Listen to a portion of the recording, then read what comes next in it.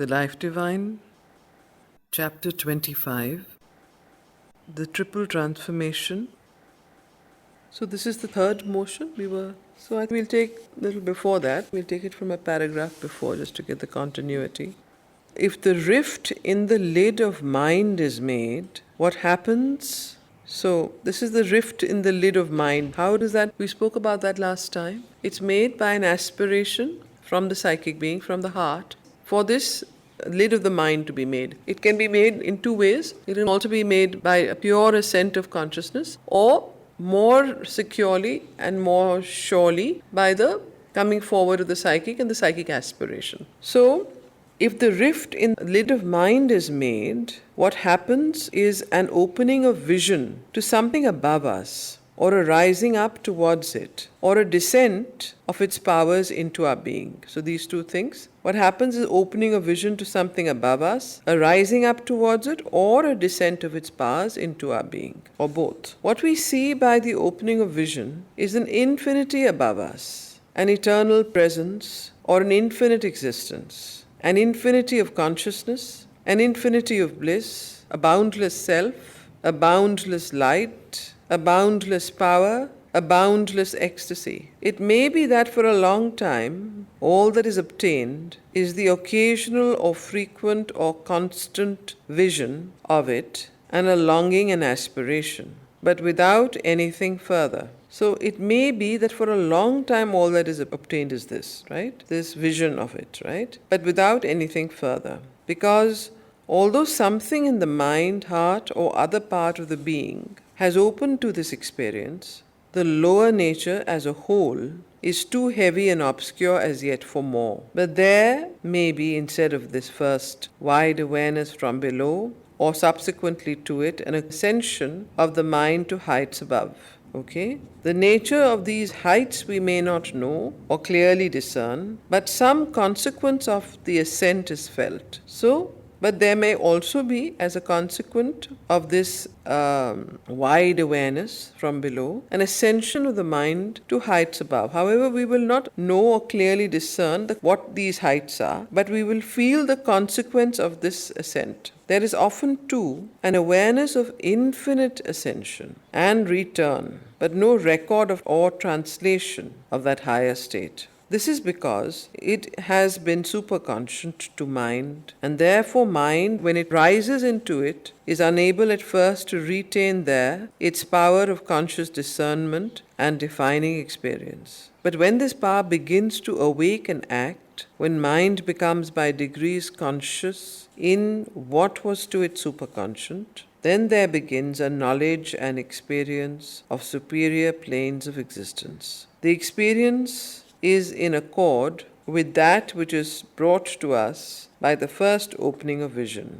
The mind rises into a higher plane of pure self, silent, tranquil, illimitable, or it rises into regions of light or of felicity, or into planes where it feels an infinite power or a divine presence, or experiences the contact of a divine love or beauty, or the atmosphere of a wider and greater and luminous knowledge. In the return, the spiritual impression abides, but the mental record is often blurred and remains as a vague or a fragmentary memory. The lower consciousness from which the ascent took place falls back to what it was, with only the addition of an unkept or a remembered but no longer dynamic experience. In time, the ascent comes to be made at will, and consciousness brings back and retains some effect or some gain of its temporary sojourn in these higher countries of the spirit. These ascents take place for many in trance, but are perfectly possible in a concentration of the waking consciousness, or where that consciousness has become sufficiently psychic at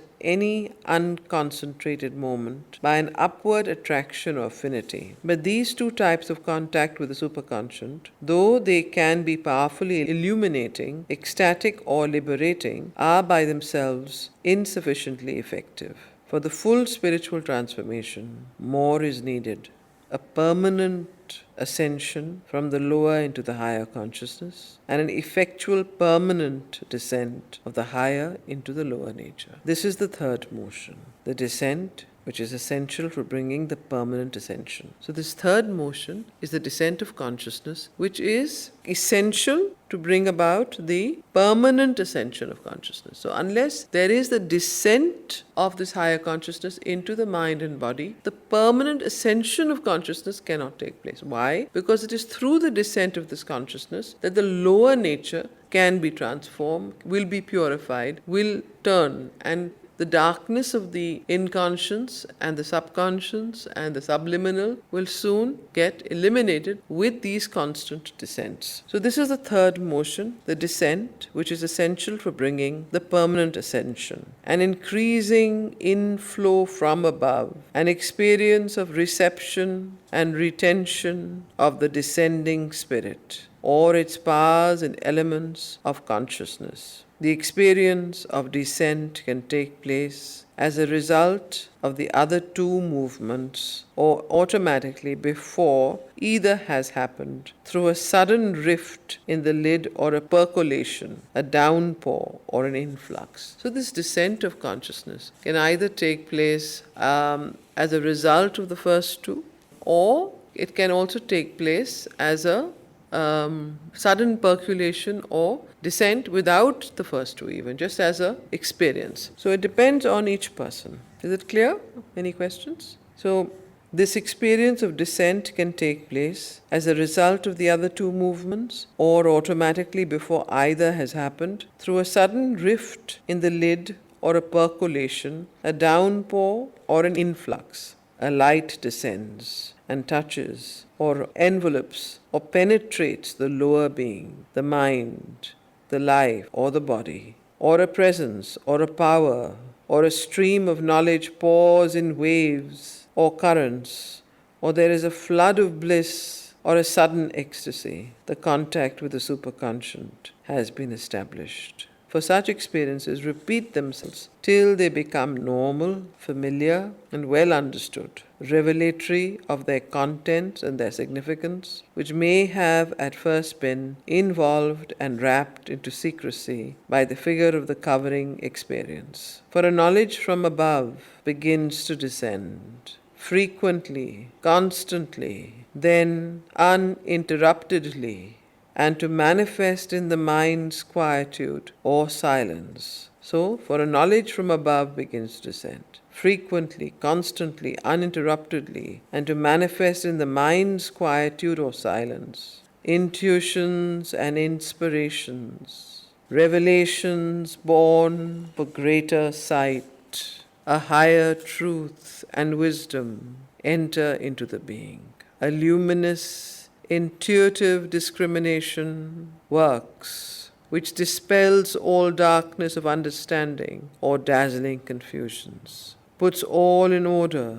A new consciousness begins to form, the mind of a high, wide, self-existent thinking knowledge, or an illumined, or an intuitive, or an over-mental consciousness with new forces of thought or sight, and a greater power of direct spiritual realization, which is more than thought or sight, a greater becoming in the spiritual substance of our present being. The heart and the sense become subtle, intense, large, to embrace all existence, to see God, to feel and hear and touch the eternal, to make a deeper and closer unity of self and the world in a transcendent realization.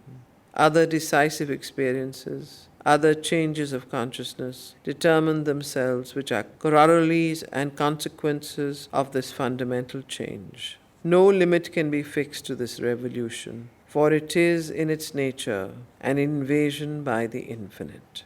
This, effected little by little, or in a succession of great and swift definitive experiences, is the process of the spiritual transformation. So what is the spiritual transformation? What we have just read, this effected little by little, or in a succession of great and swift definitive experiences, is the process of the spiritual transformation. When all of this happens, this third motion that we read, the descent, the light, touching, the knowledge pours in, the revelations, the intuitions, the inspirations, the bliss, the higher truth and wisdom entering into the being, a luminous, intuitive discrimination working, dispelling all darkness of understanding or dazzling confusions, putting everything in order, a new consciousness that begins to form, the mind of a high, wide consciousness of intuitive or overmental, new forces of thought and sight, greater power of direct spiritual realization, and so on. So this is the way that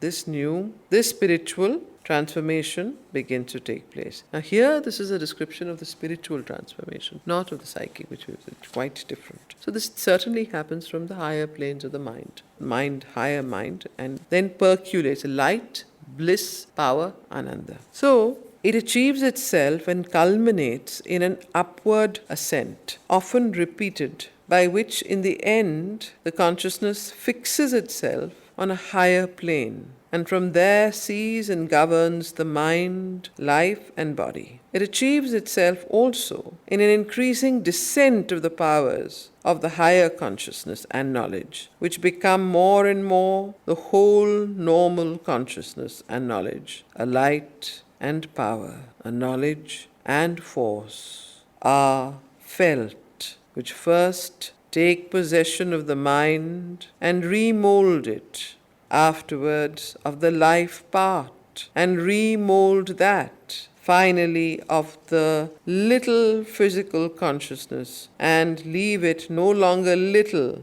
but wide and plastic and even infinite. So how wonderfully the description goes. This is because of the descent of consciousness that takes place. Please understand that this is the very, very, very particular nuance and difference between the integral yoga of Sri Aurobindo and the yoga of spiritual transformation, which is the traditional yoga, where one goes towards an ascension of consciousness. Very similar. You have that experience. But that descent, you stay there in samadhi or trance, but that descent into the lower parts of the mind, the body, and the life, that is the whole vital being, does not take place. The physical being does not take place. So this is very, very important in understanding what does the spiritual transformation mean in the triple transformation of the integral yoga. This is not the spiritual transformation that we speak of in, say, the yoga of Patanjali or the yoga of the Gita or the yoga of Vashishta, whatever the other hundreds of different yogas that one has heard of. So this is a very particular, feature of this yoga. Why? Because the aim of this yoga is life transformation and life divine, right? So, if that is the aim, then unless there is a descent, it can't take place. And what helps the descent is the coming forward of the psychic being, which is why the triple transformation and the first transformation is the coming forward of the psychic, because the psychic allows that descent to take place in the vital mind and body, especially the vital in the body, because the mind still you can ascend, but for the vital there has to be a descent of the life force. You understand the difference? So let's continue. A light, a power, a knowledge and force are felt, which first take possession of the mind and remold it, afterwards of the life part and remold that, and finally of the little physical consciousness and leave it no longer little, but wide and plastic and even infinite. For this new consciousness has itself the nature of infinity. It brings to us, now this new consciousness, what he's referring to here is the supramental consciousness, which is what Sri Aurobindo and the Mother's avataric mission was to establish on earth, which as a principle he had established in his own body in 1950, but was established in the earth consciousness by the Mother in 1956. And in 1969 was established as the Surom, the overmental, the new being. You know what is written in the agenda, what Georges Reckham writes a lot about, that the consciousness, even in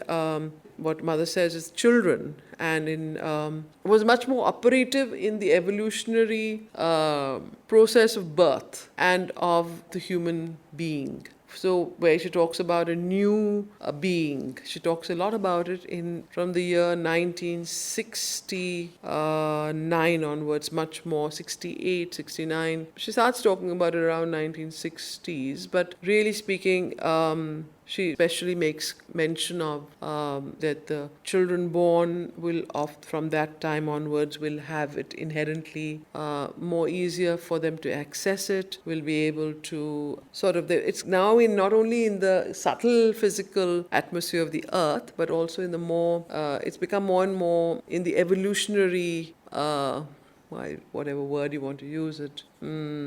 It's become part of in the human consciousness, it has involved itself and is evolving. So she talks a lot about the new children and the new consciousness that is born in children, and how even their physical beings, when you see children being born, you will notice that they will have bigger heads and they will have smaller bodies. And she says that they have a certain calmness and a certain wisdom and a certain something that inherently born with, and so on. There's a lot of that stuff that is written about. But anyway, those are matters that one can read about. But basically, this consciousness, new consciousness. It's very important to understand this. For this new consciousness has itself the nature of infinity. It brings to us the abiding spiritual sense and the awareness of the infinite and eternal, with the great largeness of the nature and a breaking down of its limitations. Immortality becomes no longer a belief or an experience, but a normal self-awareness.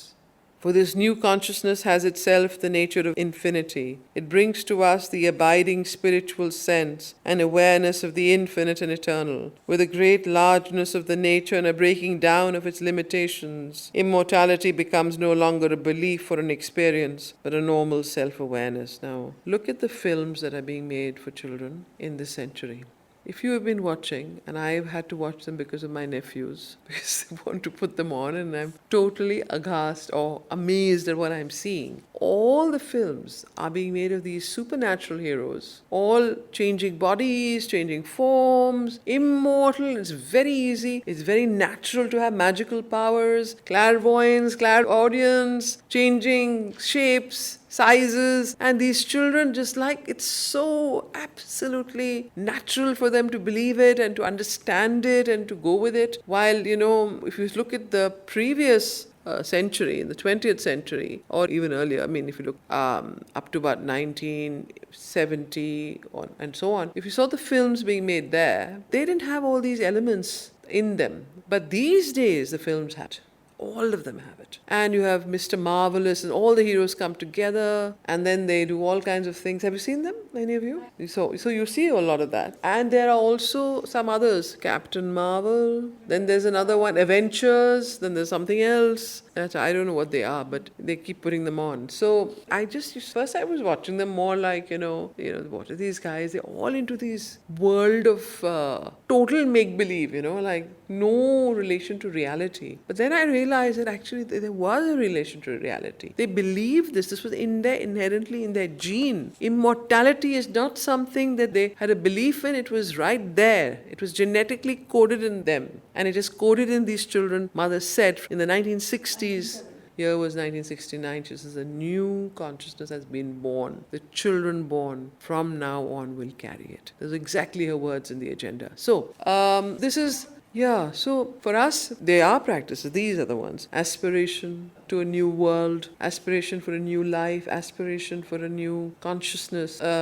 bring in the divine present, to live from the psychic. Actually, the moment the psychic comes forward, the new consciousness starts, Then you immediately enter in the sense of immortality. You cannot but help it. And that is the evolutionary sense that these are the practices. All of what we're talking about, surrender, offering, yearning for the divine, yearning for the new, yearning for something that deep in the essence of your being exists and yet is not as yet manifest, but you want it to manifest. So those practices, they are very psycho-spiritual practices. So It achieves itself and culminates in an upward ascent, often repeated, by which in the end the consciousness fixes itself on a higher plane and from there sees and governs the mind, life and body. Now this is very important. A light and power, a knowledge and force are felt which first take possession of the mind and remold it, afterwards of the life part and remold that, and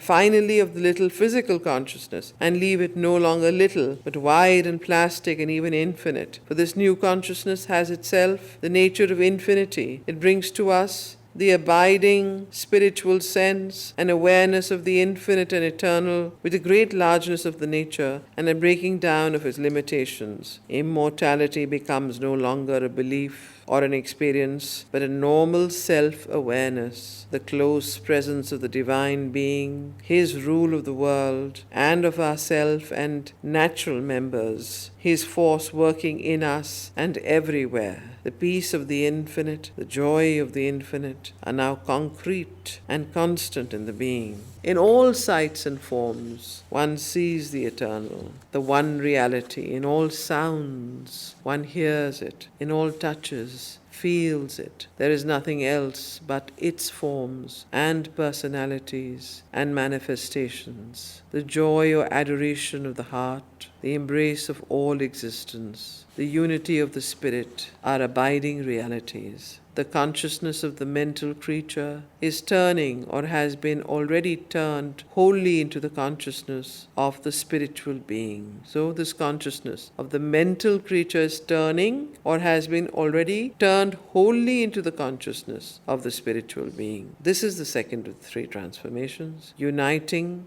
the manifested existence with what is above it. It is the middle step of the three, the decisive transition of the spiritually evolving nature. If the spirit could from the first dwell securely on the superior height and deal with the blank and virgin stuff of mind and matter, a complete spiritual transformation might be rapid, even facile. But the actual process of nature is more difficult. The logic of her movement more manifold, contorted, winding, comprehensive. She recognizes all the data of the task she has set to herself and is not satisfied with a summary triumph over her own complexities. Every part of our being has to be taken in its own nature and character, with all the molds and writings of the past still there in it. Each minutest portion and movement must either be destroyed and replaced if it is unfit, or if it is capable, transmuted into the truth of the higher being. If the psychic change is complete, this can be done by a painless process, though still the program must be long and scrupulous and the progress deliberate. But otherwise one has to be satisfied with a partial result, or if one's own scrupulousness of perfection or hunger of the spirit is insatiable, consent to a difficult, more painful and seemingly interminable action. For ordinarily the consciousness does not rise to the summits except in the highest moments. It remains on the mental level and receives descents from above, sometimes a single descent to some spiritual power that stays and molds the being into something predominantly spiritual, or a succession of descents bringing into it more and more of the spiritual status and dynamis. But unless one can live on the highest height reached, there cannot be the complete or more integral change. If the psychic mutation has not taken place, if there has been a premature pulling down of the higher forces, their contact may be too strong for the flawed and impure material of nature, and its immediate fate may be that of the unbaked jar of the Veda, which could not hold the divine soma, wine, or the descending influence may withdraw, or be spilt because the nature cannot contain or keep it, and so on. So we'll take this up next time. I just read it quickly so that some sort of inner assimilation takes place.